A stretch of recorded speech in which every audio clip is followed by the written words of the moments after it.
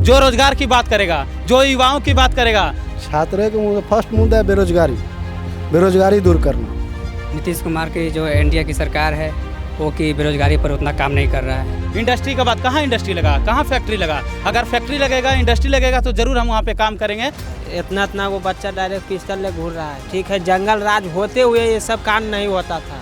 बिहार में जो रोजगार के बारे में बात करेंगे, पलायन के बारे में जो बात करेंगे, बेरोजगारी के बारे में जो बात करेंगे, हम लोग उसको सपोर्ट करना चाहते हैं। कि युवा ही तो हमारी शक्ति है ना। अगर उस शक्ति को हम आज मजबूत नहीं करते हैं तो आने वाला जनरेशन तो मेरे लिए खराब हो जाएगा। इस वक्त हम मौजूद हैं बिहार की राजधानी पटना के एनआईटी घाट पर। आपको बता दें, आम दिनों पर भी यहाँ पर अक्सर भीड़ हुआ करती है। रोज़ शाम को छात्र, पारिवारिक लोग अपने परिवार के साथ यहाँ पर आते हैं। हम उनसे बातचीत कर जानने की कोशिश करेंगे कि इस बार बिहार के लोगों के मन में क्या है, बिहार के लोगों की समस्याएं क्या हैं, उनके मुद्दे क्या हैं, चुनाव में क्या कुछ होने जा रहा है और उनके हिसाब से बिहार के विकास के लिए बेहतर कौन है, नीतीश कुमार एनडीए या फिर तेजस्वी यादव इंडिया गठबंधन। लोगों से बातचीत कर उनकी राय जानने की हम कोशिश करेंगे। हमारे साथ इस वक्त दो युवा यहाँ के मौजूद हैं, हम उनसे बातचीत कर जानने की कोशिश करेंगे। आपका शुभ नाम? राकेश कुमार। आपका? मेरा कुंदन कुमार। बिहार में चुनाव होने वाले हैं, आपके मुद्दे क्या हैं? आप करते क्या हैं? हम तो अभी स्टडी कर रहे हैं। अच्छा, आप छात्र हैं। छात्रों को लेकर, छात्रों के कई मुद्दे हैं इस चुनाव में। छात्र कई मुद्दों को लेकर कई सालों से बिहार में आंदोलनरत हैं। कभी पेपर लीक को लेकर, कभी बीपीएससी की भर्ती को लेकर, कभी बिहार पुलिस की भर्ती को लेकर, कभी कम वैकेंसीज की वजह से। तो बिहार में छात्रों के मुद्दे क्या हैं इस बार? छात्रों का फर्स्ट मुद्दा है बेरोजगारी, बेरोजगारी दूर करना।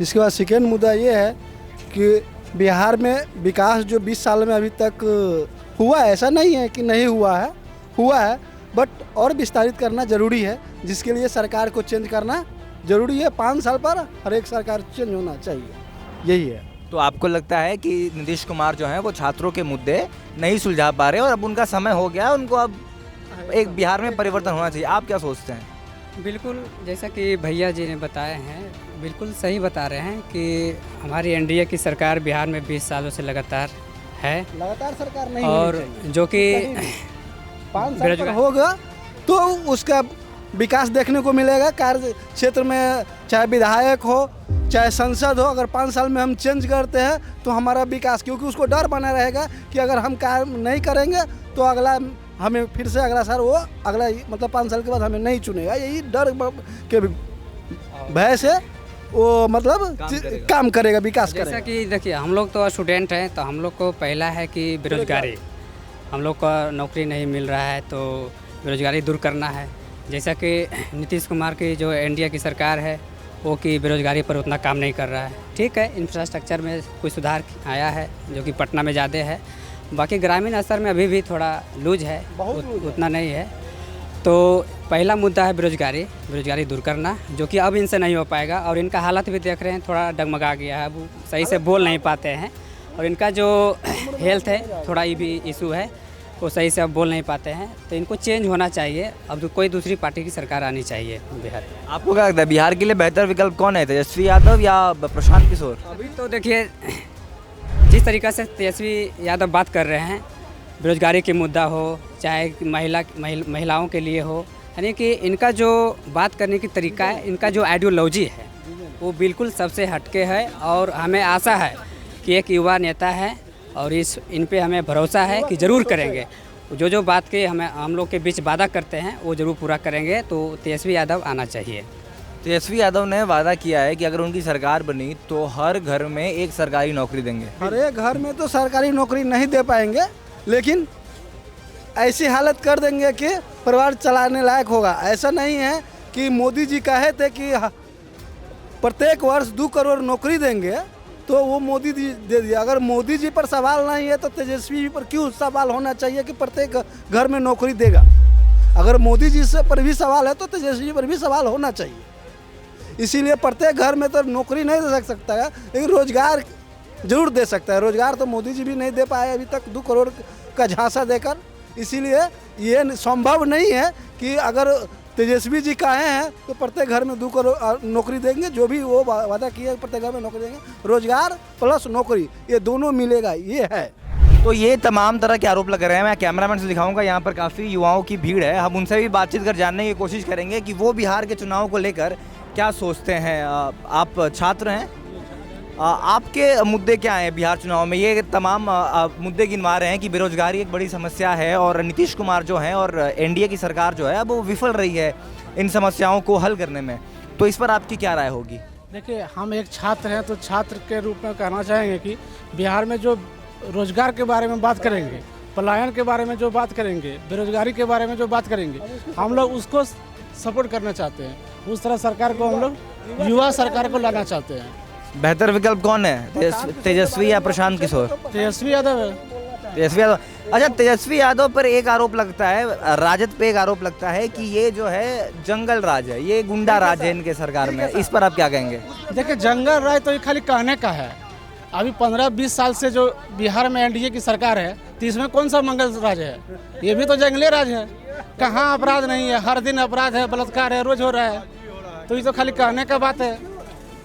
अच्छा, ये आजकल की डायरेक्ट मर्डर हो रहा है, इतना वो बच्चा डायरेक्ट पिस्टल ले घूर रहा है। ठीक है, जंगल राज होते हुए ये सब काम नहीं होता था। मानते कि जंगल राज था, लेकिन ये सब काम नहीं। अगर 15 साल 20 साल से ही एनडीए की सरकार है, अगर लालू यादव का सरकार रहता तो इस तरह से विकसित होता। ऐसा बात थोड़ी है कि विकसित नहीं होता, धीरे धीरे वो भी विकसित कर रहे थे। लोग तो कहते हैं कि लालू यादव ने बिहार की शिक्षा व्यवस्था को बर्बाद कर दिया, चरवाहा विद्यालय खोल दिए हैं, कॉलेजेस को बंद करा के। तो अभी कौन ही शिक्षा सही से हो रहा है? अब तो अभी तुरंत बात की है कि ग्रेजुएशन समय पर नहीं पूरा हो रहा है, तो अभी कौन शिक्षा हो रहा है, ये बताइए। ये तो सुनिए आपने युवाओं की बात। हमारे साथ कुछ हमारे सीनियर सिटीजन्स भी मौजूद हैं, हम उनसे भी बातचीत कर जानने की कोशिश करेंगे। सर, युवाओं का तो माहौल साफ है, युवा जो है बिहार में बदलाव चाहता है। सही बात है। आप क्या चाहते हैं बिहार में? बिहार में सबसे बड़ी बात तो ये है कि युवा ही तो हमारी शक्ति है ना। अगर उस शक्ति को हम आज मजबूत नहीं करते हैं तो आने वाला जनरेशन तो मेरे लिए ख़राब हो जाएगा। तो इनकी बातों को तो ध्यान में रखना ही होगा। साथ साथ अनडेवलपमेंट, हालांकि दिखती है डेवलपमेंट, ये भी दिखती है डेवलपमेंट, वो अच्छी चीज़ है, लेकिन इन युवाओं का ध्यान रखना सबसे ज़्यादा महत्वपूर्ण है, क्योंकि यही हमारी शक्ति है। और इस तरह ये इतने पढ़े लिखे लड़के अगर रोड पर होंगे तो उनकी मेंटेलिटी क्या होगी? अन्य लोगों को देखेंगे तो वो लग्जूरियस लाइफ जी रहे हैं और ये रोड पर है, तो ये क्या करेंगे? इनकी मेंटेलिटी में क्या आएगी? चाहे छीने, चाहे झपटे, चाहे चोरी करें। तो इनका कथन अपने स्थान पर सही है और सरकार को इस बात पर विशेष ध्यान देना चाहिए ताकि आने वाला जनरेशन और हमारा समाज उन्नति कर सके। ये बहुत अच्छी बात कही आपने, क्योंकि बिना रोजगार के बिहार आगे नहीं बढ़ सकता। और बिहार में एक बहुत बड़ी समस्या जो है वो पलायन की है। छठ का पर्व, महापर्व शुरू हो रहा है, दिवाली गई, और जिस तरह से जो हालात हैं ट्रेनों के, जहाँ से लोग भर भर के आ रहे हैं, तो एक बिहारी होने के नाते, एक इंसान होने के नाते बड़ा बुरा लगता है बिहारियों की स्थिति देखकर। आप क्या कहना चाहेंगे इस स्थिति पर? मेरा सबसे पहला छठ पर्व के जो हम लोग का छठ पर्व के जो त्यौहार मनाया जा रहा, जो कि हमारा एक बिहार का जो है सबसे बड़ा इमोशन है। हम एनआईटी पटना के घाट से यहीं पे संदेश देना चाहते हैं सभी युवाओं को कि सबसे पहले रोजगार का मुद्दा, जो यहाँ पे रोजगार का मुद्दा है, क्योंकि अगर इस बार रोजगार का मुद्दा, अगर रोजगार नहीं छाएगा यहाँ पे बिहार में, एक ही चीज़ है, एक हमारा एग्रीकल्चर है, दूसरा रोजगार। क्योंकि पूरा पटना में 38 जिला का यहाँ पे आता है पढ़ने के लिए, और हमारे को रोजगार, क्योंकि प्राइवेट सेक्टर में अगर बुलेट ट्रेन और मेट्रो ट्रेन में अगर प्राइवेट सेक्टर में अगर वैकेंसी निकलता तो हम लोग को पता ही नहीं चलता कि वैकेंसी आया कि नहीं आया, कैसे अंदर से पता चल जाता है कि अंदर से अंदर चला जाता। तो हमारे पास एक गवर्नमेंट जॉब ही है जिसके लिए ऑफिशियल नोटिफिकेशन आता है, तो हम लोग उसको फॉर्म फिलअप कर पाते हैं और हमारा वहाँ पे जॉब रोजगार मिल पाता है। तो हमारे लिए सबसे बड़ा बात यही है कि अगर जो रोजगार की बात करेगा, जो युवाओं की बात करेगा, जो हमारे लिए, हाँ, बिहार के युवाओं के लिए बात करेगा, उसी पे इस बार जो है, क्योंकि अगर हमारे लोग के सरकार में अगर देखेंगे इंडस्ट्री का बात, कहाँ इंडस्ट्री लगा, कहाँ फैक्ट्री लगा? अगर फैक्ट्री लगेगा, इंडस्ट्री लगेगा तो ज़रूर हम वहाँ पे काम करेंगे और अपने लिए रोजगार की बात करेंगे। तो सबसे पहले हमारा यही रहेगा कि इस बार बीपीएससी टीआरई कर जैसे वैकेंसी है, 5 बार जो हमारा शिक्षा मंत्री बोला, 5 से 6 बार की निकालेंगे निकालेंगे निकालेंगे। नीतीश कुमार भी ट्वीट किया कि निकालेंगे, कहाँ निकाला? इसीलिए हम लोग इस बार जो है बदलाव, इस बार तेजस्वी यादव को हम जरूर लालटेन छाप पर वोट मारेंगे। 5 साल के लिए एक बार मौका देंगे। अदरवाइज क्योंकि 20 साल 25 साल से हम लोग देखते आ गए हैं, है ना?